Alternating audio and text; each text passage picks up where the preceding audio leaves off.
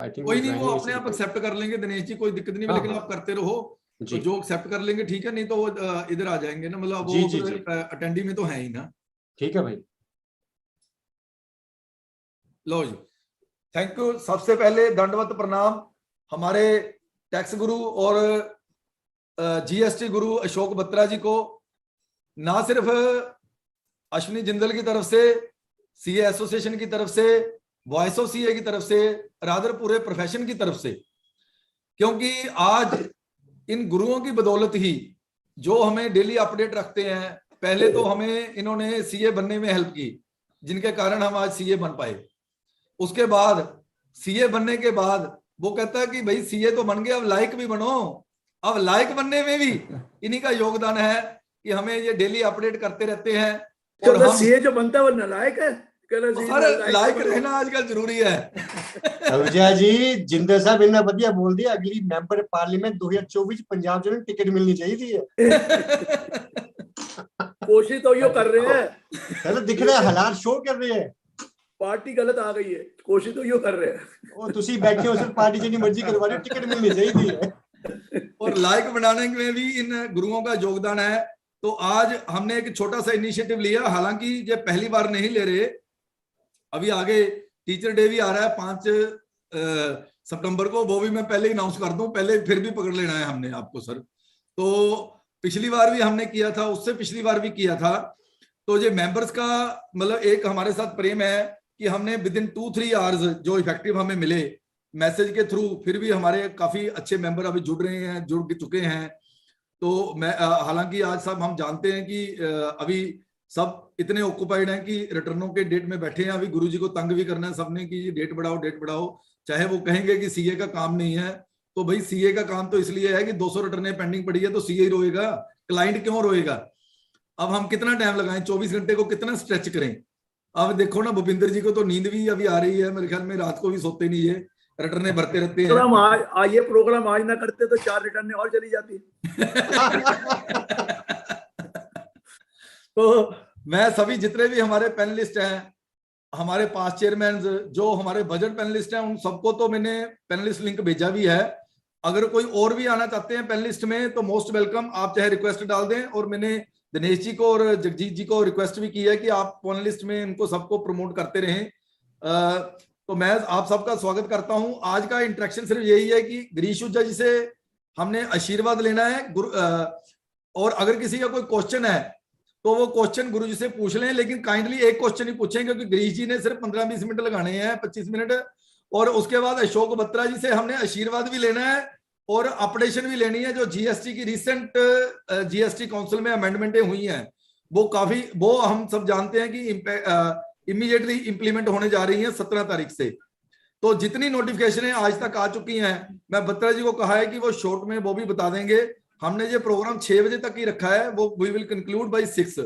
तो अब मैं रिक्वेस्ट करूंगा सबसे पहले आदरणीय गिरीश ऊर्जा जी को, गुरु जी को, कि वो हमें आशीर्वाद दें, और आप लोगों का कोई क्वेश्चन होगा तो उसको भी रिजोल्व करें। सबको मेरा प्रणाम। एक चीज मैं आपको बताऊं कि अश्विनी जी प्यार तो बहुत करते हैं और सारे आप लोग भी बहुत प्यार करते हैं, लेकिन ये ओवरडोज कर देते हैं।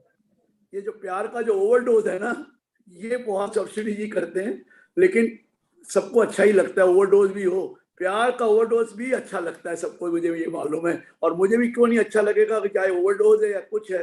तो मैं आप सबका बहुत बहुत आभारी हूँ, आप लोगों ने इतना प्यार दिया है, और इसी प्यार की वजह से जवानी भी रहती है मेरी, क्योंकि आपका लोगों का लिंक मिलता है, आपका प्यार मिलता है।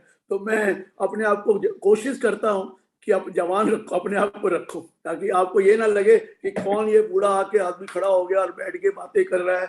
आप बातें, अभी तक भगवान से यही प्रार्थना है कि देखिए इन लोगों का जो प्यार मिला है, ये प्यार ने ही बांध के रखा हुआ है मुझे। नहीं तो इस उम्र में आकर लोग रिटायर हो जाते हैं, लोग अपना घर पे बैठ जाते हैं, लोग कुछ करते नहीं है। लेकिन मैं इस काम में लगा रहा हूँ, 365 दिन लगा हूँ, तो आप लोगों के प्यार की वजह से लगा हूँ। ये मैं कई बार कह चुका हूँ कि ये एक नशा है, और ये प्यार जो मिलता है ना आदमी को, वो खींचता जाता है, आदमी कहीं को कहीं ले जाता है। इस ऐसे नशे की कीमत कोई नहीं है। मैंने कई बार बोला है, ये इलेक्शन लड़ते रहते हैं उनको तो मैंने बोला, जैसे दिनेश जी बोला, इनको तो गालियां खाने का शौक है और हमें तालियां खाने का शौक है, ये तो मैं कई बार कह चुका हूँ। ये आज जगजीत जी भी अब हाथ जोड़ रहे हैं क्योंकि देख लिया, स्वाद आ गया जो उन्होंने अभी बन के मेंबर क्या किया है। हाथ तो ऐसे ही मैंने ये रहते हैं बोला आज भी देखेंगे। चलो सर, ये भी नशा है, नशा होना चाहिए जिंदगी में, इस तरह के नशे जरूर होने चाहिए। मैं एक चीज आपको बताऊं, लाइफ बनती तभी है जब आप एक नशा रखें, एक पैशन रखें, एक अपने आप को इन्वॉल्व करें, चाहे वो सेवा भाव हो, चाहे किसी तरह का भी सेवा भाव करो, चाहे किसी तरह की एक्टिविटी से इन्वॉल्व हो, ये बहुत इंपॉर्टेंट है लाइफ में। अगर आपको कोई चीज अपने आप को इन्वॉल्व रखना है तो यही तरीका होता है, या लेक्चर दे दो जैसे मैं दे दिया, बत्रा जी देते रहते, और भी लोग लेक्चर देते रहते, या तो उसमें इन्वॉल्व हो जाओ, या फिर इस तरह की एक्टिविटीज में आ जाओ। कई लोग जो पता है सोसाइटीज में बन जाते हैं, कोई मंदिरों में बन जाता है, कोई ना कोई पोस्ट ले लेता है।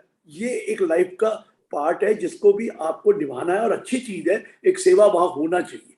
मैं ये नहीं कह रहा कि इंस्टीट्यूट वाले सेवा नहीं करते, लेकिन वो जो पॉलिटिक्स साथ में है वहां पर गड़बड़ होती है, बाकी तो कुछ नहीं है, आप लोगों को मिलता कुछ नहीं है। मैंने आपको बताया फिर भी नशा है और ये नशा होना चाहिए, मैं ये बार बार बोल रहा हूँ। और मैं आपसे ये प्रार्थना कर रहा हूँ, देखो ठीक कहा अभी इसने, हमारे जो कर्ता हैं इसी फैटर्निटी के जिंदल साहब ने, कि अब वक्त बदल गया है सर, अपने आप को अपडेट रखना पड़ेगा और बहुत ज्यादा चेंजेस आ रही है। चाहे वो इनडायरेक्ट टैक्स से तो मेरे ही समझ से बाहर हो गया, जो थोड़ा बहुत मुझे आता था वो भी मुझे लगता है कि मैं बिल्कुल आउटडेटेड हो जा रहा हूँ। इनडायरेक्ट टैक्स में भी बहुत चेंजेस हैं, और डायरेक्ट टैक्स में जो चेंजेस आते हैं वो तो ईज ऑफ डूइंग बिजनेस कहाँ है, मुझे तो आज तक समझ नहीं आया। इसे ईज ऑफ डूइंग बिजनेस कहेंगे तो 194R आया, ये ईज ऑफ डूइंग बिजनेस है। पिछली बार 9B और 45(4) आया, ये कोई ईज ऑफ डूइंग बिजनेस है। आज भी मैं बैठा हुआ था, अविनाश के साथ ही गया था प्रिंसिपल CCIT दिल्ली का, 1 घंटा यही डिस्कशन होता रहा उनके साथ, मिस्टर रजत बंसल जी के साथ, कि हो क्या रहा है। कि मैं आपको वो कह रहे, मानता हूं मैं आपकी बात, ये इसमें बड़ी दिक्कतें आ रही हैं और ये लोग परवाह क्यों नहीं कर रहे ऊपर वाले, कि आप क्यों नहीं जाते। मैं वहां जाता था, हमारे से लूप होल पूछ लेते हैं और करते अपनी मर्जी से, और जो हम कहते हैं वो सुनते नहीं। सो मैं ये एक चीज बता रहा हूँ, वक्त बहुत बदल गया सर, बहुत ज्यादा दिक्कत आने वाली है और हम लोगों को अपने आप को अपडेट रखना ही पड़ेगा, और ये बहुत मुश्किल चीजें हैं।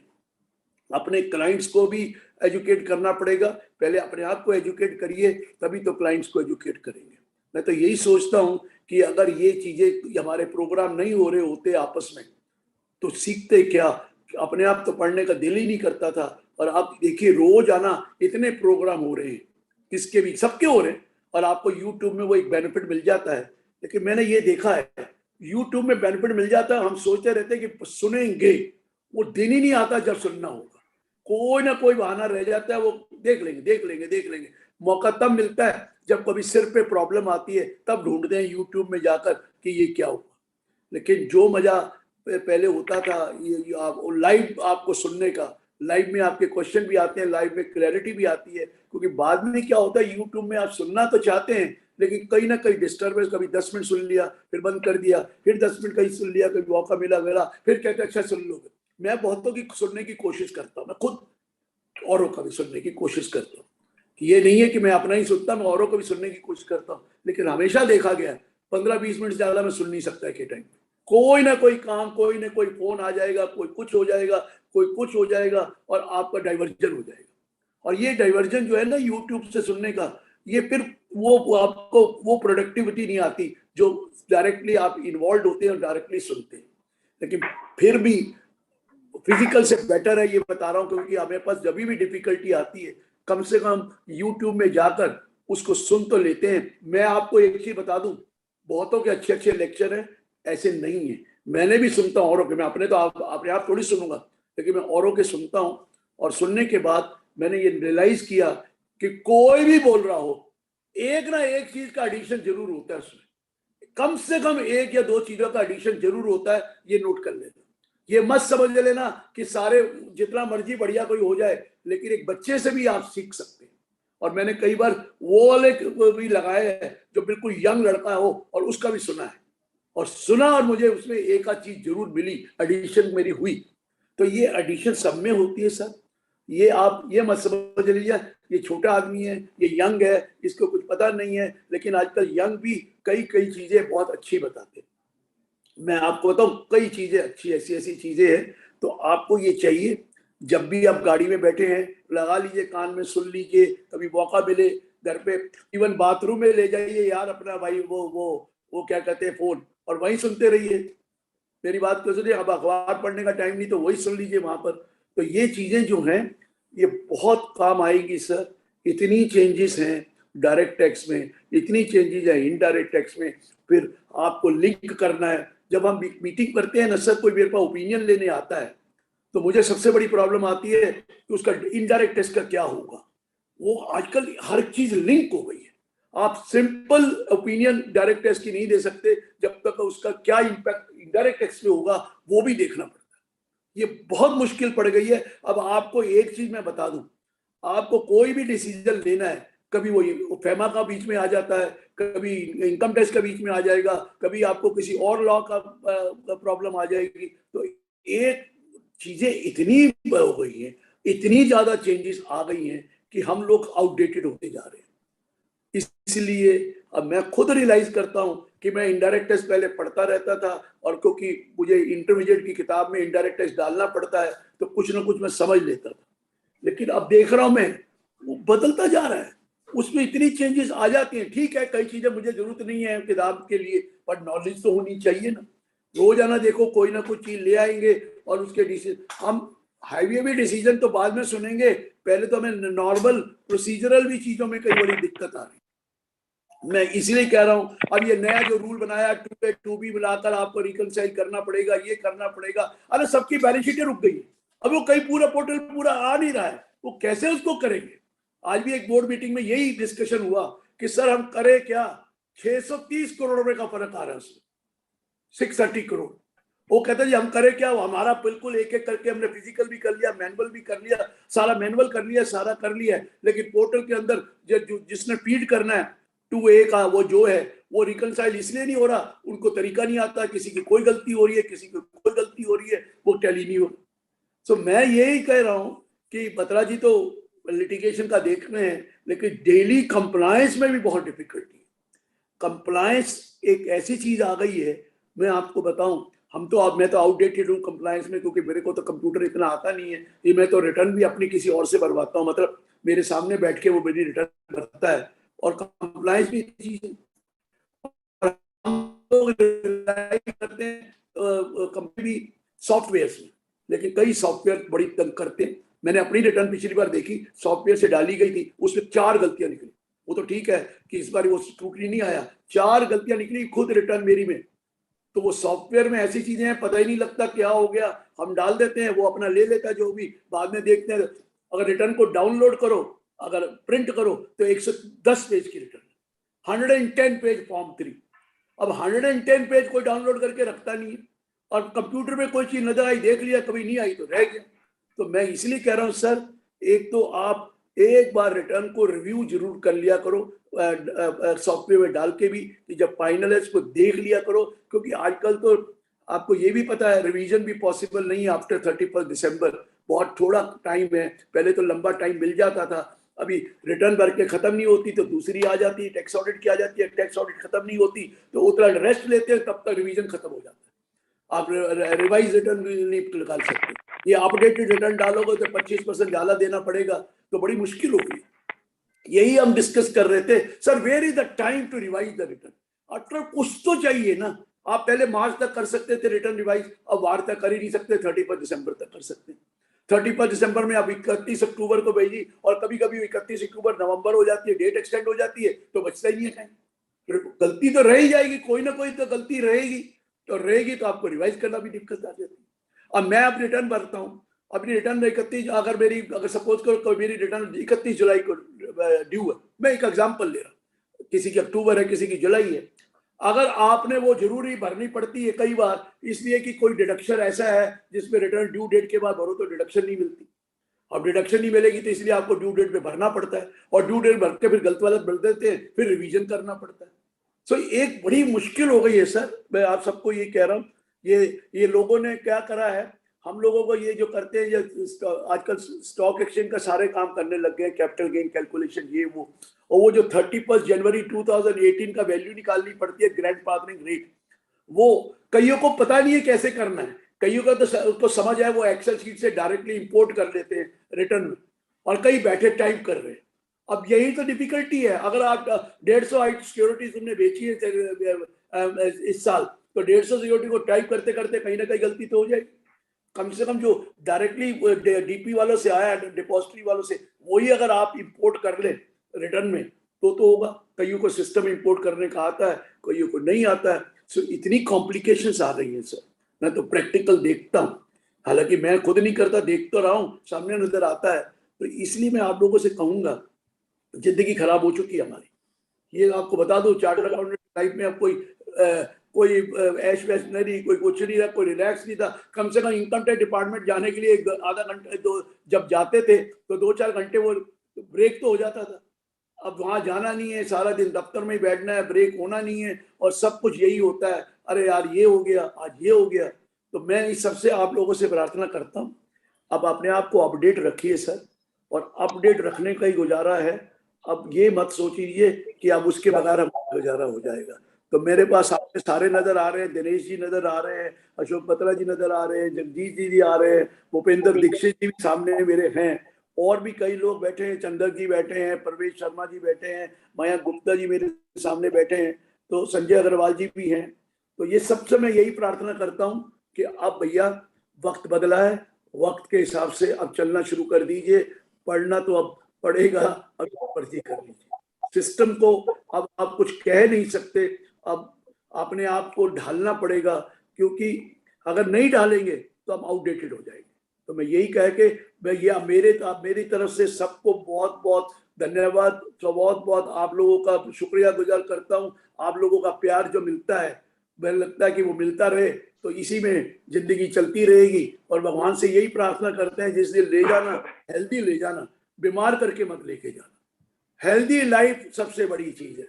जब भी हम तो बोनस में जी रहे हैं, जितना भगवान देगा उस बोनस पे आएगा। जो भी आदमी 75 पार कर जाता है वो बोनस पे ही है, ये बता दो। पहले हम कहते थे 65 पार कर जाता है, आजकल लाइफ बढ़ गई है स्पैन, तो 75 के बाद बोनस है। जितना भगवान बोनस देगा वो आप ही का, आपकी दुआएं, आपकी जो प्रेयर्स हैं और आपकी जो मेरी गुड विशेस है, वही मुझे काम करा रही हैं। और जब तक चलेगा ऊपर करेगा। बाकी आप सब लोग से अगेन वंस अगेन धन्यवाद, और पर्टिकुलरली हमारे कर्ता जी का, क्योंकि कर्ता जी ने कहा आज ही सवेरे ये करना ही करना है मेरे प्रोग्राम। मैं क्यों ओवरडोज करते हो? कहते हैं नहीं जी, इसके बगैर तो चलेगा ही नहीं। कहा तो चलिए सर, कर्ता जी धन्यवाद, thank you very much. Sir एक क्वेश्चन है, वो आपके रिलेटेड जो अनाउंस किया था, तो जसवीर मर्जी डांग जी पूछो, का, आप क्वेश्चन पूछ लीजिए। जसवीर जी आप पूछ लीजिए। जसवीर डांग जी, उनका है, are the trust societies registered under 12A और 12AA और 1023C allowed to invest their accumulated fund in mutual fund? Sir बिल्कुल नहीं है म्यूचुअल फंड में। वहां 11.5 में जाइए, 11.5 के नोटिफिकेशंस हैं, जो भी आपके में किताब होगी, वो सारे म्यूचुअल फंड कोई नहीं है, वो नोटिफाइड है जो बोले, और कोई म्यूचुअल फंड में नहीं कर सकते। ऐसे तो शेयर में भी कर लीजिए, नहीं कर सकते। You are not allowed to do under mutual fund at all. Vinay Gupta ji आपका क्वेश्चन है, आप भी पूछ लीजिए सर, आपका हैंड रेज है, तो अगर कोई क्वेश्चन है जल्दी सर। Good evening sir. पूछे कोई दिक्कत नहीं, good take your evening time. Hello, हाँ जी विनय जी बोलिए। Good evening sir, happy Guru Purnima. Thank you जी, थैंक यू। सर मेरा एक क्वेश्चन है 194R के लिए, हम्म, कि इनकम टैक्स एक्ट में ना बेनिफिट को डिफाइन नहीं किया हुआ किसी भी सेक्शन में। बिल्कुल नहीं किया हुआ। मैंने कल भी लेक्चर दिया, तो बेनिफिट आप ये अपने दिल से पूछिए कि जिसके पास वो जा रहा है, क्या वो कोई बेनिफिट ले रहा है, किसी तरीके का नेचर का बेनिफिट है। आप देखिए पर्पस क्या है। पर्पस ये नहीं है कि वो जो बेनिफिट उसके हाथ में टैक्स लग रहा है कि नहीं लग रहा। पर्पस ये है, वो बेनिफिट पर्पस जिसने दिया वो अपना एक्सपेंस क्लेम कर रहा है। जिसने बेनिफिट प्रोवाइड किया, जिसने ये चीजें प्रोवाइड किया, वो अपना एक्सपेंस क्लेम कर रहा है। अगर एक का एक्सपेंस है तो दूसरे की इनकम होनी चाहिए कि नहीं होनी चाहिए, बस उसी के ऊपर उन्होंने देखा है कि वो टैक्स नहीं लगना वो बात की बात है। पर वो उनको तो कहा कि आप TDS काट के जमा कराइए। तो इसमें क्वेश्चन ये है कि इस तरह तो फिर जितनी भी एक्सपेंस है उन सब पे टीडीएस लागू होगा फिर हमारा। सर देखिए नेचर बताइए ना, क्या एक्सपेंस है, फिर मैं बताऊंगा कि ये पॉसिबल है कि नहीं है। ये नेचर है कि ये एक्सपेंस किया तो क्या होगा। Purchase of goods below 50 lakh, वो चेंज द गुड्स का इससे क्या लेना देना है। ये तो बेनिफिट परपोजिट तो वो है जो आपने सेल परचेज, कोई बेनिफिट परपोजिट थोड़ी है। कोई रिबेट दी, कोई डिस्काउंट दिया, कोई कमीशन दी, कोई चीज काइंड में दी, कोई चीज बेनिफिट बाद में दिया, उसकी बात हो रही है। और वो भी arising out of the business और कैरिंग ऑन प्रोफेशन। जिसको ये बेनिफिट रिसिपिएंट है वो बिजनेस की वजह से उसको ये बेनिफिट मिला, या वो एक्सरसाइज ऑफ प्रोफेशन के लिए बेनिफिट मिला, वो उसकी बात कर रहे हैं। अभी आपने आपने सर्वे आपने फीस ले ली, उसके साथ कोई काइंड में लैपटॉप फ्री दे दिया आपने सीए को, उसने अपने सीए को एक मतलब मैं 20,000 तक की लिमिट तो है, 20 से ऊपर कोई ऐसी चीज दे दी, तो ऑब्वियसली वो फीस इन काइंड है, वो उसकी टैक्स लगना चाहिए, क्योंकि 28(4) तो पहले भी है, 28(4) तो पहले भी था, लेकिन नहीं था इनकम और इस जा रहा था। अब उन्होंने 28(4) रखा ही नहीं है। उन्होंने कहा ये हो सकता है इनकम 28(4) में टैक्सेबल हो सकता है इनकम 41(1) की हो सकता है इनकम 56(2)(10) की हो। हमें तो आपको ये नहीं देखना कि टैक्सेबल है कि नहीं, आपको तो टीडीएस काट देना है, और टीडीएस काट के जिसकी 26 में जाएगा वो अपने आप एक्सप्लेन करेगा कि किस चीज का है, वो अपने आप एक्सप्लेन करेगा कि इनकम है कि नहीं है। पर ये बहुत डिस्प्यूट होने वाले हैं सर गवर्नमेंट। और एक चीज बता दूं ये विनय जी, ये बाइंडिंग है, सर्कुलर नहीं है। पहले सर्कुलर होते थे binding on department and not binding on the SSC. ये क्लियर कट लिख दिया है that this circular is being, the guidelines are issued by the CBDT with the prior approval of the central government and they will be placed before the parliament. और इसलिए वो लिख दिया and these are binding both on income tax authority as well as assessee. तो दोनों पे binding करके उसका नाम सर्कुलर दे दिया है, तो binding nature. The government has gone beyond it's limit, जो सेक्शन में लिखा उससे ऊपर निकल गए हैं। लेकिन अब तो वो लाइट अब जो आ गया है, जब तक उसका कोई लिटिगेशन नहीं होगा, कोई रिट नहीं फाइल होगी तब तक, या कॉन्स्टिट्यूशनल वैलिडिटी नहीं होगी तब तक तो आपको काटना ही पड़ेगा सर। नहीं काटेंगे तो डबल डिसएडवांटेज है। एक तो आपको अगर आपका एक्सपेंस है तो 30% डिसअलाउ हो जाएगा, और साथ में 197C की पेनल्टी भी लगेगी for not deducting the tax at source, और काफी प्रॉब्लम आने वाली है। तो इसीलिए मैं कह रहा हूं कि you be careful and tell your client they have to be very careful. सबका nature of expenditure different nature का है, उसको सबको चेक करना पड़ेगा, और आपको थोड़ा उसमें ड्यू थॉट देना पड़ेगा कि ये बेनिफिट परपोजिट डिफाइन नहीं कर सकते। परपोजिट तो फिर भी डिफाइंड है, नॉट अंडर या परपोजिट्स आर डिफाइंड अंडर सेक्शन 72। 72 के परपोजिट तो एम्प्लॉय के नेचर के हैं, लेकिन वहां पर बड़ी लंबी लिस्ट है। तो वही बेनिफिट अगर डायरेक्टर को दे दिया जाए तो वो परपोजिट आ जाएगा।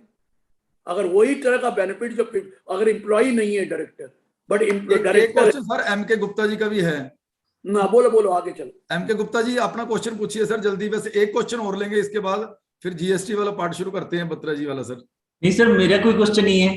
ठीक है सर, थैंक यू जी। रूबल गुप्ता जी आपका क्वेश्चन है जी? मेरे ख्याल में रूबल जी का भी नहीं है। तो विद दिस वर्ड्स तो गुरु जी को फिर एक बार प्रणाम। मैं रहूंगा बत्रा जी को भी थोड़ा सुनना चाहूंगा। नहीं बत्रा जी को मैं वही कह रहा हूँ, बंद कर दूंगा। अब हमारे जीएसटी गुरु जी को भी बहुत बहुत प्रणाम। तो मैं रिक्वेस्ट करूंगा बत्रा जी को कि वो अपना आशीर्वाद दें और उसके बाद हमें जीएसटी की जो अमेंडमेंट्स आई हैं उसके बारे में बताएं। आदरणीय Shri Girish Ahuja ji, my dear friends, particularly Ashwini Jindal ji, जिन्होंने आज सुबह मेरे से कहा कि आपको प्रोग्राम करना है। मैं कहा मुझे गुरु जी मत कहा करो, कोई गुरु नहीं है।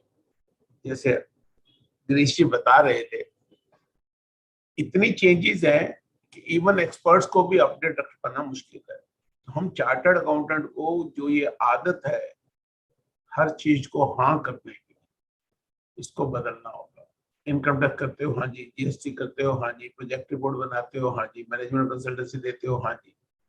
अरे हाँ जी करके कितने सब्जेक्ट में आप एक्सपर्टाइज कर सकते हैं। Either you should have a big team wherein a particular team is looking after one particular law, I can understand that. मैं आप लोगों से ये शेयर कर रहा हूं कि 2006 के बाद मैं आज तक किसी इनकम टैक्स अथॉरिटी के सामने अपीयर नहीं हुआ। ऐसा नहीं है कि हम इनकम टैक्स का काम नहीं करते, हमारी फर्म में आज भी 150-200 टैक्स ऑडिट होगा, but then it is a different team which is looking after that work. So the time has come wherein we have to update. अभी गिरीश जी ये बात कर रहे थे कि YouTube कि when there are changes which are very frequent in nature, तो आप लोगों को ये ध्यान रखना पड़ेगा कि वो YouTube का जो चैनल आप सुन रहे हैं, जो लेक्चर आप सुन रहे हैं, वो किस दिन रिकॉर्ड हुआ, उसके बाद की जो अमेंडमेंट्स हैं, उसके बाद में जो अपडेशंस आई हैं, वो अपडेशंस भी आपको कंसीडर करनी पड़ेगी। तो ये YouTube को ब्लाइंडली सुनना भी एक अपने आप में एक समस्या है। अब जहां तक क्वेश्चन है जीएसटी का, आप किताब लिखो और 15 दिन बाद वो पुरानी। अभी किसी ऑथर की किताब आई मेरे सामने, मैंने कहा इसमें तो 47 जीएसटी काउंसिल के डिसीजन नहीं डील किए हुए, इसको कौन खरीदेगा। इतनी चेंजेस हैं, we have to choose one subject and master that, and then only we have to guide it. और आप सबको पता है कि इनडायरेक्ट टैक्सेस में जब से जीएसटी आया है, हमारे प्रोफेशन की इमेज कहीं ना कहीं थोड़ी सी अफेक्ट हो रही है। तो पहला चैलेंज तो यही है कि अपने आप को अरेस्ट से कैसे बचाया जाए। प्रैक्टिस अगर आप ऑनेस्टली कर रहे हैं, उसके बावजूद भी देयर इज ए पॉसिबिलिटी, आपके यहाँ कोई क्लाइंट आया, उसने कोई राशन कार्ड दिया, कोई आधार कार्ड दिया, आपने वेरिफिकेशन कराया, नहीं करवाया, रजिस्ट्रेशन ले ली, and then he has claimed some refund from the department, you are in trouble. आपके यहाँ एक रजिस्ट्रेशन होती है, वो व्यापारी का टर्नओवर 3 महीने में 100 करोड़ हो जाता है, and then he issues the invoices, and somewhere even you don't know, your staff has been involved with that client and they have been issuing the invoices from your computer. हम लोगों को confidence अपने staff पे रहता है, हम confidence और विश्वास भी करते हैं, as a result of which digital signature हमारे पड़े रहते हैं उनके पास। So there is a possibility of misuse of all these things. So we need to be very, very careful when we are doing the practice so that our involvement is not there. We are acting only as a consultant and consider your client only a client and not more than that. जब कैसा होता नहीं है, मैंने अपने real life में देखा है, by and large हमारे क्लाइंट से पर्सनल रिलेशन बन जाते हैं, उसका नुकसान हमें अपना नुकसान लगता है। As a result of which you compromise with the quality of the work, and now sometimes we put ourselves into a big trouble. So दोस्तों, मेरा ये कहना है कि अगर आपको डिफरेंट फील्ड में प्रैक्टिस करनी है तो अपनी डिफरेंट टीम रखें। स्पेशलाइज्ड हर आदमी हर लॉ में नहीं हो सकता है। Knowledge sharing is a good thing, but at the same time जैसे मैंने आपसे कहा, बी कॉशियस। 2 महीने पुराना यूट्यूब वगैरह पे एक्साइज का पढ़ेंगे और जीएसटी का सुनेंगे तो हो सकता है उसके बाद बहुत सारी अमेंडमेंट आ गई। अब जहां तक क्वेश्चन है 47 जीएसटी काउंसिल मीटिंग का, तो दोस्तों ये एक मिनी बजट है, इसमें इतनी सारी चीजें प्रपोज की गई हैं और वो सारी इंप्लीमेंट भी हो जानी है maximum bye 1 January 2023, but most of them, 99% of them will be implemented during this month itself. जितने चेंजेस सजेस्ट की गई, उसके बाद 5 जुलाई को 6 नोटिफिकेशंस आई और 7 सर्कुलर आ चुके हैं, जबकि रेट ऑफ टैक्स जो चेंजेस 18 जुलाई से, अश्विनी जी के मुंह से 17 जुलाई निकल गया था तो मैं क्लियर कर रहा हूं, जो रेट ऑफ टैक्स 18 जुलाई से लगने हैं उनकी नोटिफिकेशन भी अब कितने दिन बची हैं वो आएंगी। जो एग्जम्पशंस विड्रॉ हुई हैं, जो रेशनलाइजेशन ऑफ टैक्स को किया गया है, वो सारी नोटिफिकेशनें अब आने वाली है। जहां तक सर्कुलर्स की बात है, डिपार्टमेंट का जो सर्कुलर है that is not binding on the SSC और the court, we all know that, but then at the same time, it provides a big relief sometimes. And this government, if you look at the changes which are being proposed, you will appreciate that the government is listening to the industry. If there are GST portal issue, they are trying to improve it. If there are rate of tax issue, they are providing relief to the industry and they're providing clarity. For example, EV vehicle पे उन्होंने clear किया battery or not. एक ice cream वाली industry को एक बहुत बड़ा advantage दिया गया, because they have been charging 5% tax, assuming it is a supply of restaurant and it is a food item which is being sold by them. But ultimately they said no, it is ice cream parlor and it is not being covered in the definition of restaurant, liable to be taxed at 12%. So what will happen to the past liability?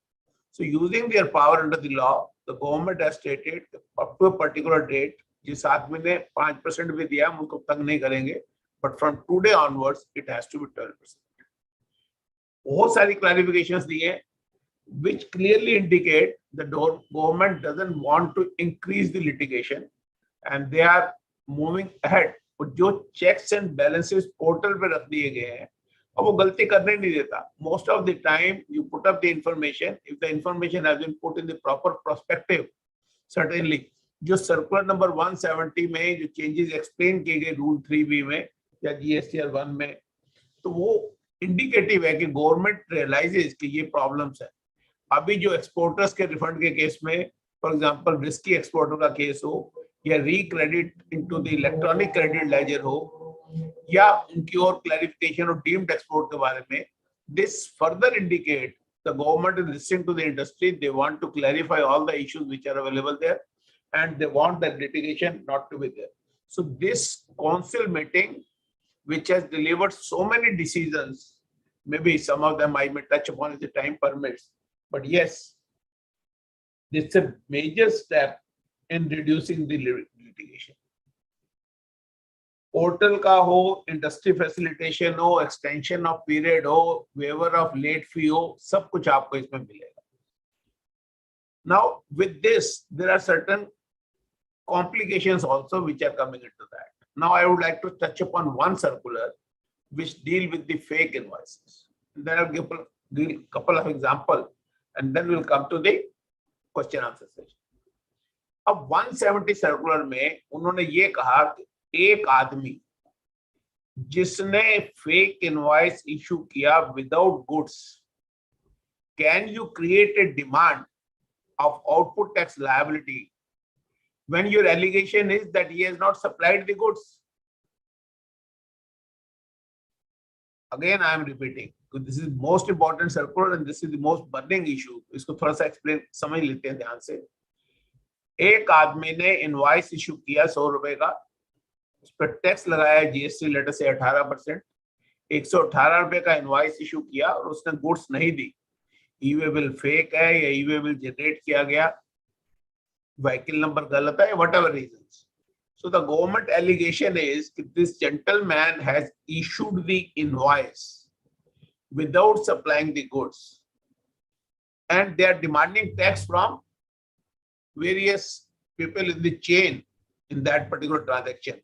तो आप मुझे ये बताएं, क्या आप उससे output tax liability की demand निकाल सकते हैं? सर्टेनली नहीं. जब सप्लाई नहीं है, आपका खुद का एलिगेशन ये है कि उसने माल नहीं दिया. जब तक उसने माल नहीं दिया तो जीएसटी की लायबिलिटी कहां से आएगी? तो दूसरा क्वेश्चन ये आएगा कि अगर उस आदमी से आप टैक्स की लायबिलिटी नहीं निकाल सकते तो क्या वो आदमी टैक्स भी नहीं देगा और इनवॉइस भी इशू करेगा without supply of goods and he will go Scott free? ऐसा नहीं है. 122 में जहां पेनल्टी प्रोविजंस है, 132 जब प्रोसिक्यूशन है, आप ये मान के चलो कि he is attracting this to section. First of all, he is doing violation by issuing the invoice without supplying the goods, which is a offense for which he can be prosecuted and there can be imprisonment up to 5 years. दूसरा, जितना भी tax involve है, to the amount of that tax involved, he can be subject to penalty under section 122. तो government ने कहा कि जिस आदमी ने फेक इनवॉइस दिया है बिना गुड सप्लाई के, उस पर टैक्स मत डिमांड करो. because once there are cross allegations by the department which are contradictory in itself, तो गवर्नमेंट का केस खराब होता है। तो उन्होंने इस गाइडेंस के लिए उन्होंने बड़ा क्लियरली कहा कि उस आदमी से टैक्स मत डिमांड करो, उस आदमी से पेनल्टी डिमांड करो अंडर सेक्शन 122 एंड उसको प्रोसिक्यूट करो। अब क्वेश्चन आया रिसिपिएंट। उस रिसिपिएंट ने जिसने इनवॉइस लिया बिना गुड्स के and he is the only purpose is to claim the ITC, तो आपने उसने इनपुट टैक्स क्रेडिट क्लेम कर लिया तो उसकी तो डिमांड निकलेगी रिकवरी ऑफ टैक्स। तो उस आदमी से रिसिपिएंट से जिस आदमी ने ये फेक इनवॉइस लिया है, एक तो आप टैक्स की वसूली करो, दूसरा इंटरेस्ट की वसूली करो, तीसरा उस पर पेनल्टी भी लगाओ, क्योंकि taking an invoice without receiving the goods is also a punishable offence. So meaning thereby वो सज्जन के पास आप आईटीसी की रिकवरी, जितना भी उसने आईटीसी लिया 18 रुपए, मान लीजिए 100 रुपए की परचेज है, उसके ऊपर इंटरेस्ट और पेनल्टी मांगी है, प्लस उसके ऊपर 122 की पेनल्टी करी है, plus he has committed an offence under section 132 for which he can be prosecuted, उसको प्रोसिक्यूट भी करें। So the person who is receiving the invoices has got much more implication because basically he is the beneficiary. जिस आदमी ने invoice issue किया उसने तो output tax liability दिखाई, चाहे उसने फेक क्रेडिट से पेमेंट की या उसने जेन्युइन पेमेंट की, तो वो तो बेनिफिशियरी तो वही आदमी है जिसने माल लिया। अब there are certain people who receive the invoice and who issue the invoice, they doesn't deal in goods, they only deal in the issuance and receipt of invoice. They are trading in the invoices only. Now the question comes, if we go by that argument that he has not received any goods and he has not made any sale, so if the sale has not been made, as I explained earlier also, तो उस पे output tax liability तो आ नहीं सकती। अब उसने ITC जो fake था जेन्युइन लायबिलिटी के लिए तो यूज नहीं किया, तो उससे वो रिकवरी भी नहीं हो सकती।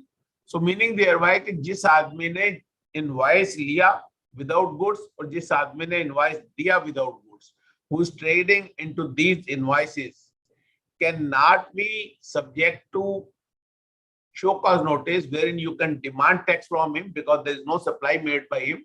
Similarly, there cannot be any denial of ITC because of the simple reason because he has not used the credit for the discharge of actual liability. तो आप उस पर नहीं निकाल सकते। अब उस आदमी ने क्या किया? उस आदमी ने दो ऑफेंस किए। Number one, he has received the invoice without receipt of goods, which is a offense punishable for prosecution as well as for penalty. Similarly, once he issuing an invoice, he is committing another offense, which is again subject to penalty. So वो जो बिचौलिया जो invoices का business कर रहा है, उस पे 18 रुपए की जो डिमांड है वो निकल नहीं सकती, क्योंकि ना तो उसने आईटीसी यूज किया है, ना उसने आउटपुट टैक्स लायबिलिटी दिया है. So he can be subject to penalty, and that penalty is on two offenses: for making the false purchase and making the false sale. So meaning thereby he can be subject to penalty of the 200% of the tax involved. That means अगर 100 रुपए का उसने transaction किया तो 36 रुपए की उसके ऊपर पेनल्टी लग सकती है. Of course it goes without showing that he will be subject to prosecution. तो इस क्लैरिफिकेशन से आप ये समझें कि ट्रेड का कितना फायदा हुआ. आज डिपार्टमेंट हर आदमी को शो कॉज दे रहा है. जिस आदमी ने इनवॉइस इशू किया है उसको भी डिमांड मांग रहे हैं, आईटीसी से भी मांग रहे हैं. चलिए at the end of it जब केसेस होंगे, डिसीजन होंगे, एडजुडिकेशन होंगे, मामले डिसाइड होंगे, तो हो सकता है कि आप जीत जाए. बट इन द मीनवाइल आपको जो हर्डल क्रॉस करनी है अपील के प्रोसेस में जाने के लिए, यू हैव टू पे 10% of the tax amount when you file an appeal before the Commissioner First Appellate Authority, and at the time of second appeal before the tribunal, which will certainly be there, you have to pay another 20% of the tax. अगर ये clarification नहीं होती तो you can understand कि अगर एक आदमी की डिमांड 100 करोड़ रुपए का उसने बिजनेस किया फेक इनवॉइसिंग का, 30 करोड़ रुपए की डिमांड निकल गई, जो आज कहते हैं कि नहीं निकलनी चाहिए, उसे पेनल्टी लगनी चाहिए, तो उस 30 करोड़ रुपए के ऊपर उस आदमी को 30% 9 करोड़ रुपया नंबर 1 में टैक्स जमा कराना पड़ता before his appeal could have been heard on merit. So कितना बड़ा एडवांटेज इस सर्कुलर से हुआ है. I don't think some of the professionals may be understanding it and appreciating it, but I am making it very clear. So इस clarification से इतना बड़ा ह्यूज बेनिफिट हुआ है, क्योंकि डिपार्टमेंट ऑफिशियल्स सिर्फ इसी बात से आपसे नेगोशिएट करते थे कि मैं तो आपकी डिमांड निकालूंगा, तो जब मैं डिमांड निकालूंगा आपको प्री डिपॉजिट जमा कराना पड़ेगा, फर्स्ट अपील पे 10%, सेकंड अपील पे 20%, तो हालत खराब हो जाएगी, न तो मैं पैसे दीजिए। Now the government has issued this. इसी तरह से मेरी एक और इंस्ट्रक्शन याद आ रही है, जहाँ इंस्ट्रक्शन नंबर 1 अभी निकाली थी उन्होंने कुछ दिन पहले, जहां उन्होंने ये कहा था कि there can not be any recovery during the search proceeding. पहले भी कोर्ट जजमेंट्स कहती हैं, लॉ भी कहता है there can not be there, but once the instruction has been issued by the board and that has come in public domain, और आप उस इंस्ट्रक्शन को लेके जब ऑफिसर्स को दिखाते हो कि भैया बाकी बातों तो छोड़ो, ये तो आपके ऊपर बाइंडिंग है, it's really have a good impact. मैंने खुद फील किया है कि पिछले 10 दिन में जितने भी लोग अपनी स्टेटमेंट रिकॉर्ड कराने जा रहे हैं, तो पहले उनको ये होता था सर ये तो 50 लाख 1 करोड़ रुपए जमा करवाएंगे नहीं तो मुझे अरेस्ट कर लेंगे। नाउ दे अंडरस्टैंड कि demand is not likely to be more than 5 crore in virtue of this documentation seize, then there is no doubt about it. Now they are in a much better position, और department को भी अब सोचना पड़ता है जब वो कहते हैं कि आप पैसा जमा कराएं because of the instruction which is in writing. दोस्तों, जैसे अभी गिरीश जी भी कह रहे थे, उसको लिंक करना पड़ता है, जब एक ट्रांजैक्शन है उसका इम्पैक्ट इनकम टैक्स में क्या होगा। अभी एक चार्टर्ड अकाउंटेंट का फोन आया मुझे कुछ दिन पहले, उन्होंने कहा सर मेरे यहाँ 2 करोड़ रुपए का लॉस है, मैं 2.5 करोड़ रुपया एक पार्टी से डिपॉजिट ले लेता हूँ प्रॉपर्टी के अगेंस्ट और उसको मैं फोरफिट कर लूंगा, एंड देन मेरा लॉस कवर्ड अप हो जाएगा and it will be a capital receipt, शायद इनकम टैक्स नहीं लगेगा। मैं कहा चलो इनकम टैक्स तो मुझे नहीं पता, तो ये बताओ उसमें जीएसटी क्यों नहीं लगेगा।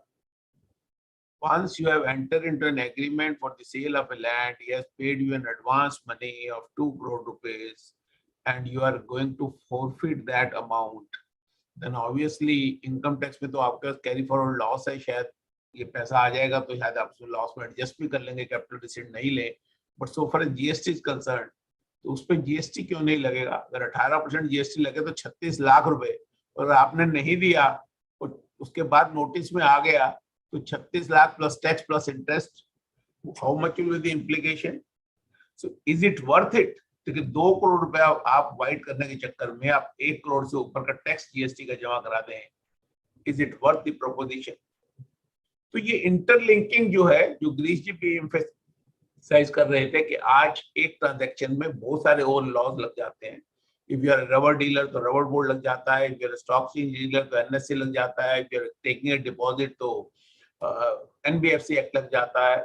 सो बहुत सारे इन्वॉल्वमेंट होने लग जाती है, और विदाउट रियलाइजिंग हम लोग अपने क्लाइंट को ऐसी एडवाइस दे बैठते हैं जो क्लाइंट के लिए एक बहुत बड़ी मुसीबत बन जाती है। I don't want to quote the cases where the tribunal has also commented on the competence of chartered accountant. आप ये हो कैसे सजा कैसे दे सकते हैं।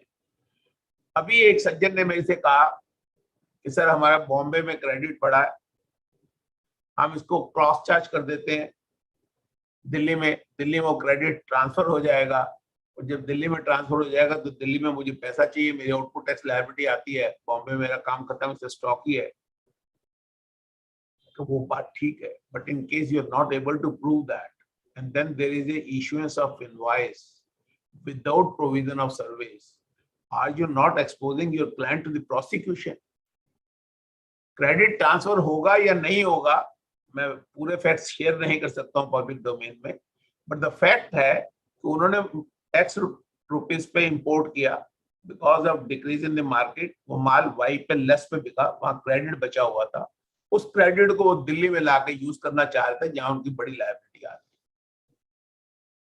तो whether it is not a camouflage transaction, if you are making an arrangement to defeat the provisions of law, are you not going to make a camouflage transaction? Then McDonald etc. all those cases can also apply. So आप एक tax बचाने के चक्कर में उसका exposure prosecution में कर रहे हैं, इस बात को भी थोड़ा सा एप्रिशिएट करें। अब अगर हम बात करें रेशनलाइजेशन ऑफ केसेस की या रिफंड की, अब गवर्नमेंट के सुनने के बाद देखिए वीकेएस फुटस्टेप्स का केस आया मद्रास हाई कोर्ट। उन्होंने कहा जी आपको इनपुट टैक्स क्रेडिट मिलना चाहिए, रूल 89 के हिसाब से जो फॉर्मूला आपने दिया वो गलत है। मद्रास हाई कोर्ट इनके अगेंस्ट आ गया, matter went to the Supreme Court. Supreme Court ruled in favour of the revenue, बोला ये रिफंड जो है it is not a fundamental right, it is only statutory right. To the extent the department want to give this benefit they can give it, and rest of the things it is for the department to do. So उन्होंने जब department से, मैं कुछ example दे रहा हूं क्योंकि मुझे पता है कि इट इज ऑलरेडी 5:50 और मुझे अश्विनी जी ने आगाह किया कि 6 बजे में बंद करना है, तो मैं 2 मिनट में खत्म कर रहा हूँ इसको। तो जब उन्होंने ये कहा कि लेकिन जो फार्मूला आपने सजेस्ट किया वो ठीक नहीं है, तो सरकार ने इमीडिएटली रूल 89 को प्रपोज चेंज किया, फार्मूले को चेंज किया, और आज because of that formula whatever input service you are using proportional credit is available to you. So the government is conscious, they are reading the judgments, और beneficial provisions जो cash ledger में from one person to another person transfer थी, या interest सिर्फ when the credit is availed and utilized can be levied, and they have explained it beautifully in the circular with the example. So these are some beneficial provision which has been there, and more important is whether it is beneficial or not, that is not important. What is really important, there has to be a clarity, और जो clarity लाए हैं वो that is remarkable. उन्होंने बहुत सारी चीजों में रेट ऑफ टैक्स वालों में बहुत सारी क्लैरिटी देके जो डिस्प्यूट आगे लिटिगेशन में बदल सकते थे, बड़ी लिटिगेशन में बदल सकते थे, उनको खत्म करने की कोशिश की। With these word I will put stop to my deliberation and open for the question answer session if there is any. Thank you sir. अगर किसी का कोई क्वेश्चन है चाहे तो वो अनम्यूट करके पूछना चाहते हैं। जहां क्यूए में मैं देख लेता हूं सर, 3 है नए, उसमें applicability of e invoice in case of services provided by hospital to patient, but देखिए e invoice is based on the turnover. Payment कोई भी करे, recipient is the one who is liable to make the payment. So in case I am a hospital, I am raising invoice to the patient, so obviously patient is the recipient, maybe the payment is being made by the insurance company on his behalf, it is not going to make a difference. So who makes the payment is not important. In case he is otherwise liable to issue the invoices as per the normal provisions, then he has to issue the invoice irrespective of the fact that the payment is coming from the insurance company. एक question हो रहा है sir, we are reimbursing ocean freight to one party which is not eligible to TDS. Now whether we are to deduct TDS on reimbursement of ocean freight? Which TDS you are talking about? Is the income? मेरे ख्याल में आपका question Girish के related था, वो गिरीश जी मेरे ख्याल में अभी शायद मेरे ख्याल में प्रोग्राम में नहीं है, तो वो आप बाद में पूछ लेना। 5 मिनट पहले तो मैंने देखा तो वो हैंड रेज कर लें। मैं 1-2 जनों का आया है मेरे को ना चैट बॉक्स में, मैं नहीं अटेंड कर पाऊंगा, आप हैंड रेज कर दें तो मैं अनम्यूट कर दूंगा जी आपको। अगर कोई अटेंडीज में से हैं, जो पैनलिस्ट हैं वो अपने आप ही म्यूट कर सकते हैं, अनम्यूट कर सकते हैं। पैनलिस्ट देखिए आप क्वेश्चन पूछ सकते हैं अपने आप को अनम्यूट करके। हाँ बोलिए। हाँ पैनलिस्ट पूछ सकते हैं अपने आप ही जी। 1 मिनट दादा, पैनलिस्ट में कहीं 1 मिनट नहीं, संजय जी कह रहे थे, उन्होंने हाथ भी रेस किया था। नहीं कर दिया सर, वो पैनलिस्ट अपने आप ही पूछ सकते हैं काइंडली। अब बोलिए। जी नमस्कार जी। जो रेजिडेंशियल प्रॉपर्टी पे अमेंडमेंट आया ना, अभी नोटिफिकेशन अभी शायद आया नहीं है। मैंने residential property given on rent for, समझ गया, मैं वही बोल रहा हूँ। जिस क्वेश्चन पे अभी नोटिफिकेशन नहीं आया है, मैंने उसको टच करने की कोशिश नहीं की, because that is a controversial thing. जो इंटेंशन है वो ये है, अगर आप प्रॉपर्टी लेते हैं पर्सनल नाम से और यूज्ड फॉर रेजिडेंशियल ड्वेलिंग है, उस पर जीएसटी नहीं लगेगा। बट समटाइम्स वी से कि we want company lease, landlord wants a security and they want we will give you when the lessee will become by a company and it will be used for your purpose. Company ने मेरे से property ले ली director residence के लिए, तो वहां पे वो टैक्स लगाने की कोशिश कर रहे हैं, but because in the absence of any notification what are the conditions etcetera I can't say, but the intention is to tax only that segment where I am giving the property on company lease, though it is being used for the residence of their employees or directors, etc. Good afternoon sir. एक issue sir हुआ है कि property मैंने justice को दी, justice is using the property for residence as well as for office purposes and he is practitioner as an advocate. Advocates पे GST लगता नहीं है, इनपुट उसको मिलेगा नहीं, मेरी जीएसटी की लायबिलिटी आ जाएगी। संजय जी मैं एक बात कहूंगा, इनपुट मिलता है या नहीं मिलता ये आपको होना है डिसाइड करने वाले। नहीं मिलता उससे हमें कुछ लेना देना नहीं है। Whether it is beneficial for the assessee or not, it is for them to decide. If I am using that premises for business purposes and I am claiming that some of the rent is being paid to somebody, if I am not paying the rent, where is the question of any credit or tax being paid? कोई issue ही नहीं है। हाँ, अगर मैंने rented premises लिया और उसमें से मैं बिजनेस एक्सपेंडिचर लेना चाहता हूँ और मैं part of the rent which I am using for my office I want to claim it as a rent in my books of accounts, then certainly I am using it for income purpose, then landlord को लगाना चाहिए। Sir नमस्कार। Sir hello. Service tax में अगर आपको याद हो तो बहुत सारी क्लैरिफिकेशंस थी। एक बैंक मैनेजर ऊपर रहता है, वो नीचे रहते हैं, तो उनका रेजिडेंस वाले एग्जम्पशन है तो उनके दो एग्रीमेंट कर लो, एक बैंक के लिए अलग कर लो, रेजिडेंस के लिए अलग कर लो, तो रेजिडेंस वाला बच जाएगा। हाँ जी अनुराग जी। सर जो गुड आफ्टरनून सर। सर जो 80 रूल 89 का इन्होंने फॉर्मूला चेंज किया है, वो जो रिफंड हमारे 5 जुलाई के बाद अप्लाई होंगे उन पे एप्लीकेबल होगा क्या? मतलब कि पीरियड वाइज देखना है जो पिछले रिफंड भी बाद में अप्लाई नहीं सर, नहीं सर, ये रेट्रोस्पेक्टिव नहीं, ये प्रोस्पेक्टिव ही एप्लीकेबल होगा, रेट्रोस्पेक्टिव नहीं होगा। So any refund application which is being filed on or after 5th of July, that नहीं for the period pertaining to 5th July और for the period pertaining to ये clarity नहीं है, but मेरी understanding ये है कि formula is being change from 5th July. So even if the export has been done prior to that, any refund application which is filed on or after 1st July, you can use this new formula. मतलब ये procedural provision मानेंगे, substantive नहीं है। हाँ जी, हाँ जी। Sir जो आपने अभी केस बताया सर रिफंड ट्रांसफर का, रिफंड वो अगर सेम पैन नंबर है तो रिफंड दूसरी जगह से ट्रांसफर नहीं हो सकता? नहीं, रिफंड नहीं बताया सर मैंने, कैश लेजर में ट्रांसफर है वो सिर्फ। हाँ नहीं, तो जो अगर सेम पैन नंबर है तो वो केस में वो उस पर ट्रांसफर नहीं हो सकता? सेम पैन नंबर है दोनों जगह। नहीं, फिर पैन नंबर सेम है, जीएसटी रजिस्ट्रेशन नंबर डिफरेंट होता है। हाँ, every GST registration number is a distinct person in terms of section 25 subsection 4। तो डिस्टिंक्ट पर्सन है तो वो सेम नहीं माना जाता है। इसीलिए जब मैं अपना माल एक रजिस्ट्रेशन नंबर से दूसरे रजिस्ट्रेशन नंबर पे बेचता हूं तो मैं जीएसटी चार्ज करता हूं। क्यों करता हूं? इसका बेसिक पर्पस था कि चेन क्रेडिट के नहीं लूज होने चाहिए। I will give you an example to understand this. Let us say मैं लुधियाना में गारमेंट मैन्युफैक्चर करता हूं, मेरी 10 करोड़ रुपए की प्रोडक्शन है, बट मेरा 10 करोड़ का माल लुधियाना में नहीं बिक सकता, मैंने गुड़गांव में, नोएडा में शोरूम खोले हुए हैं। तो जब वो मैं माल ट्रांसफर करूंगा क्योंकि मैं सेम पैन नंबर है और अगर मैं जीएसटी नहीं चार्ज करूंगा तो मेरा सारा क्रेडिट अक्यूमुलेट हुआ है लुधियाना में और मेरी लायबिलिटी लुधियाना में है नहीं, क्योंकि वहां से मैं 1 करोड़ की सेल कर रहा हूँ और बाकी माल ट्रांसफर कर रहा हूँ मैं अपने दूसरे यूनिट्स को। तो जब मैं दूसरे यूनिट को भी अपना माल बेचूंगा तो इसीलिए उस पर आउटपुट टैक्स लायबिलिटी लगाई गई ताकि ये जो क्रेडिट है लुधियाना का वो यूज होके गुड़गांव में चला जाए, नोएडा में चला जाए। जब मैं वहां से सेल करूंगा तो मैं उस क्रेडिट को अब्सॉर्ब कर सकूं। तो सीमलेस क्रेडिट के लिए डिस्टिंक्ट प्रोविजन का लाया गया, इसलिए हम नहीं कर सकते। Both are being treated as distinct persons.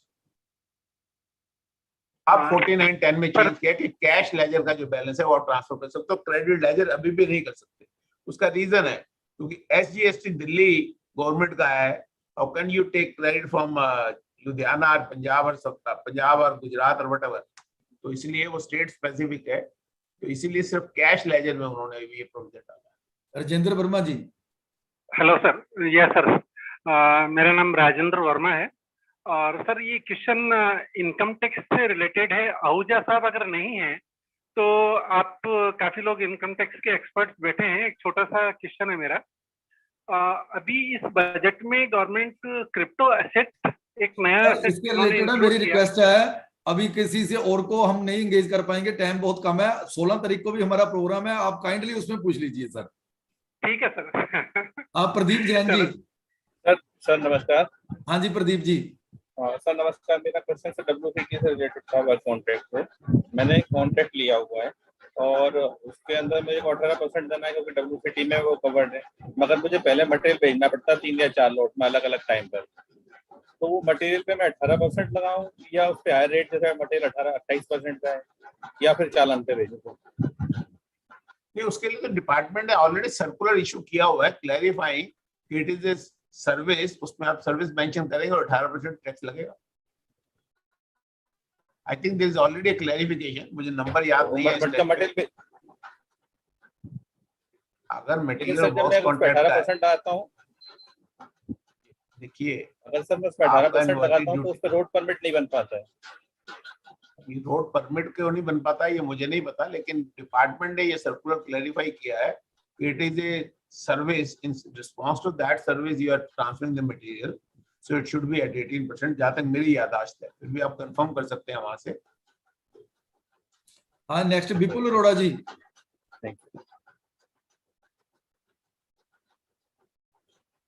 विपुल अरोड़ा जी, आपका क्वेश्चन था। विपुल जी।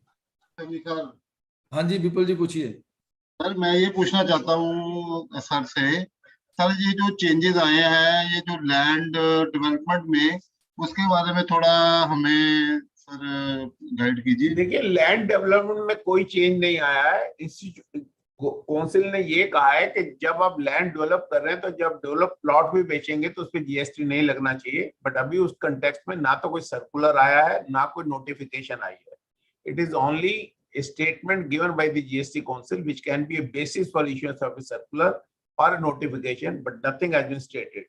But even without this GST clarification, we were of the view that once we are selling the developed plot, it is nothing but a sale of land and being covered in Schedule 3, not subject to GST. Sir, but when we are selling the plots which are under development, whether we are required to charge GST on the portion which we are spending on the development of the plot? उसमें तीन तरह की practice है।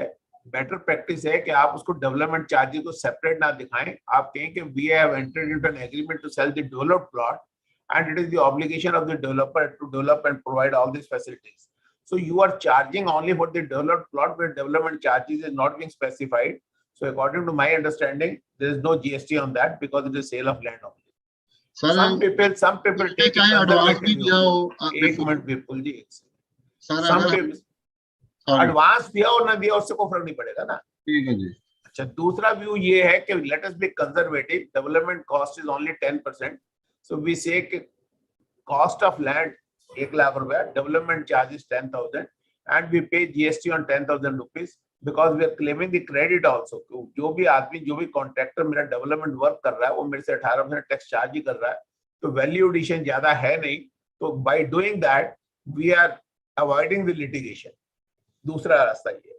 तीसरा, जो GST council ने अब कह दिया है कि it is not subject to tax, let us wait for the clarification और the notification whatever they want to issue to understand, and if they make it clear that even development charges, even if shown separately, are not subject to tax, then we can show those development charges separately also. हाँ sir, दीपक अरोड़ा जी का और अशोक सैनी जी का question है। Sir आप एक एक question पूछिए kindly ना, बस हम 3-4 क्वेश्चन ही लेंगे, ऑलरेडी लेट हो गए हैं। Okay sir, okay. सर ये रिफंड क्लेम जो करते हैं जीएसटी का, उसमें जैसे 2 साल की लिमिट है, तो 2 साल एक्सपायर होने के बाद में क्या क्लेम डाल सकते हैं और वो एंटरटेन हो जाएगा? देखिए, अगर रिफंड टैक्स का है तो नहीं होगा, because this limit is sacrosanct and there are hundreds of judgment available where the Supreme Court has also said कि law helps the vigilant taxpayer, not the person who is careless about the law. तो वो sacrosanct limit है। But अभी आपको याद होगा supreme court का जो ऑर्डर आया था, जहां उन्होंने कहा था कि 1 मार्च से लेकर 28 फरवरी 2022 तक, 1 मार्च 2020 से लेकर वो पीरियड इसमें से एक्सक्लूड कर दिया जाएगा। और ये जीएसटी काउंसिल ने भी कहा, अभी जीएसटी काउंसिल ने भी यही कहा है। तो अगर उस पीरियड में अगर आपकी ड्यू डेट फॉल करती है, आप एक्सटेंड कर सकते हैं, बट अदरवाइज जो 2 years from the relevant date is a sacrosanct limit. If it is not being satisfied, refund is likely to be rejected and it will be confirmed by the courts. Sir कितना, कौन सा time बताया sir आपने? 1 मार्च 2020 से लेकर 28 फरवरी 2022 तक। Okay, thank you sir. हाँ जी, आपका सत्य प्रकाश गुप्ता जी का और अशोक सैनी जी का कोई क्वेश्चन पेंडिंग है तो काइंडली पूछिए। जनरल जी अपना नंबर बता दो जरा। वो सर मैंने लिख दिया जी चैट बॉक्स में, मैं बताता हूं। वो एक साथ चला गया, दोबारा बोल दोगे जरा प्लीज? 98760 60 63350। ठीक है सर अशोक जी, अच्छा उसके बाद और किसी का कोई क्वेश्चन? कनम गर्ग जी, हाँ जी कनम गर्ग जी, आपका क्वेश्चन है? सर मेरा क्वेश्चन है एडवांस के related. A person have received advance from foreign and it was subsequently forfeited. So can he claim the benefit of export of services? Once you are not provided or supplied the service, the question of export does not arise at all. When the service has not been provided, supply is not being made, so the question of export does not arise. Because in the case of export, we have to satisfy 6 conditions and now presently 5. So for a service are concerned, service experience, it was 6 conditions. अब ये question ये है कि whether this forfeiture will be subject to GST or not, it will depend. If it is a non-compete agreement or if it falls in Schedule 2, item number 5, agreeing to the obligation to refrain from an act or to do an act or to tolerate an act or a situation, then you are certainly liable to pay GST under reverse charge. Export का benefit मिलने का question ही नहीं.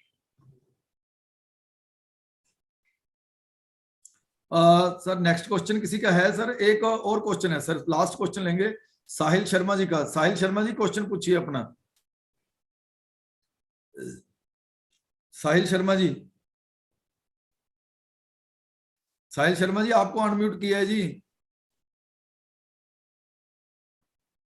विपुल जी आपका question तो नहीं है कोई अभी पेंडिंग? नहीं जी, thank you sir, thank you very much. चलो sir, thank you very much sir. मेरे ख्याल में कोई क्वेश्चन रहा नहीं, साहिल जी का था. साहिल जी, पुरुषोत्तम वर्मा जी का है बस सर, लास्ट क्वेश्चन ही लेंगे. पुरुषोत्तम जी काइंडली. हाँ जी, गुड इवनिंग सर. सर अभी जो लास्ट पर्सन ने क्वेश्चन पूछा है मैं उसी को सब्सिक्वेंटली करना चाहता हूं कि अगर हम कह रहे हैं कि सर्विस प्रोवाइड नहीं हुई है तो उस केस में जीएसटी कैसे लग जाएगा फिर, कि टॉलरेटेड एक्ट कैसे मानेंगे? And if you are treating it as a tolerated act की सर्विस दी है तो एक्सपोर्ट ऑफ सर्विस की डेफिनेशन मीट होनी चाहिए. I agree with you. Your observation is absolutely fine.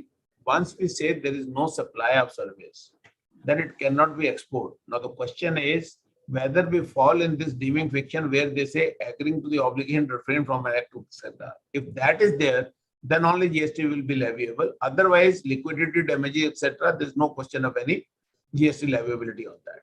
If GST leviability will be there, then we'll certainly go to place of supply and see if the place of supply is outside India, then we may take advantage of export also.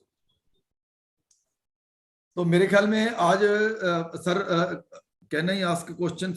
साहिल जी आपको बहुत बार कहा चलो last आप पूछ लीजिए क्योंकि otherwise ना हमने कंक्लूड करना है. साहिल जी, हाँ जी प्लीज. सुनील जी, साहिल जी, हाँ जी.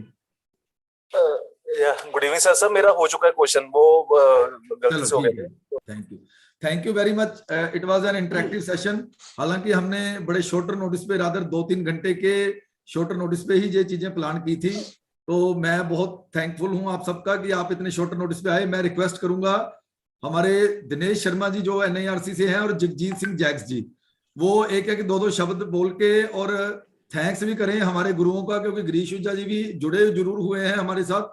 हो सकता है वो किसी मीटिंग में, अनदर मीटिंग में ऑक्यूपाइड हो, लेकिन वो थैंक्स उनका जरूर रिकॉर्ड हो जाएगा यूट्यूब के माध्यम से, ताकि हमारे बाद के जितने भी हमारे मेंबर्स हैं उनको सुन सकेंगे. तो मैं रिक्वेस्ट करूंगा ज्वाइंटली जो हमारे एनआईआरसी के हैं दिनेश शर्मा जी और जगजीत जैक्स जी. सर पहले तो सब गुड इवनिंग सारे अनु एंड अश्विनी जी. गुरु जी जहाँ पे भी होते हैं ना, शागिर्दों के शिष्यों की आवाज उनके तक पहुंच रही होती है, इसलिए गुरु गुरु होता है और चेला चेला ही होता है.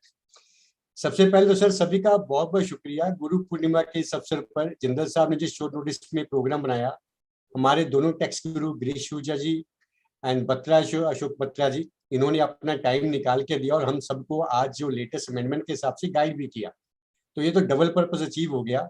आई थिंक जैसे गिरीश ऊर्जा जी कहती है अश्विन जिंदल जी को करता, तो ये करता साहब की हमेशा हिम्मत होती है कोई ना कोई ऐसा प्रोग्राम ऑर्गेनाइज करते हैं. उन सबके अहो भाग्य जो आप सभी के दर्शन भी होती है और नई नई अमेंडमेंट जो आती है उस पर आप प्रकाश भी डालते हैं. सर तो मेरी ओर से आप गुरुओं को गुरु पूर्णिमा की बहुत बहुत बधाई हो sir. Thank you very much.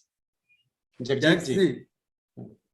Thank you Ashwini sir, सबसे पहले for giving me this wonderful opportunity के, और उससे कुछ मैं कुछ और कहूँ उससे पहले सबसे पहले आप सभी को गुरु पूर्णिमा की सबको शुभकामनाएं, और स्पेशली हमारे दोनों गुरुओं को, गिरीश विजय सर जो डायरेक्ट टैक्स का एरिया पूरा संभालते हैं और एक एक क्वेरी सॉल्व करते हैं। परसों भी मैं सर का लेक्चर सुन रहा था, 194R और एस इतनी डिटेल में सर बताते हैं। और सेम हमारे अशोक बत्रा जी इनडायरेक्ट टैक्स में जो पूरा एक एक चीज, क्योंकि सर्विस टैक्स से मैं सुनता आ रहा हूँ सर को, आज जीएसटी है, जीएसटी में सुनते हैं और इतने सारे अपडेट्स आए हैं।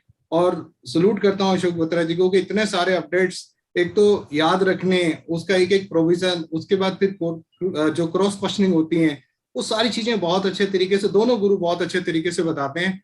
और मैं कहता हूँ कि यस, ये हमारे प्रोफेशन के लिए एक बहुत बड़ी ब्लेसिंग है कि हमारे पास दोनों गुरु हैं और पूरे प्रोफेशन के हर एक मेंबर की क्वेरी सॉल्व करते हैं और इतने कूल एंड काम नेचर है दोनों के और बड़े ही सपोर्टिव हैं। सो मेरी तरफ से दोनों को बहुत बहुत शत शत प्रणाम एंड धन्यवाद सर, आप दोनों ही इतना समय देते हैं प्रोफेशन के लिए।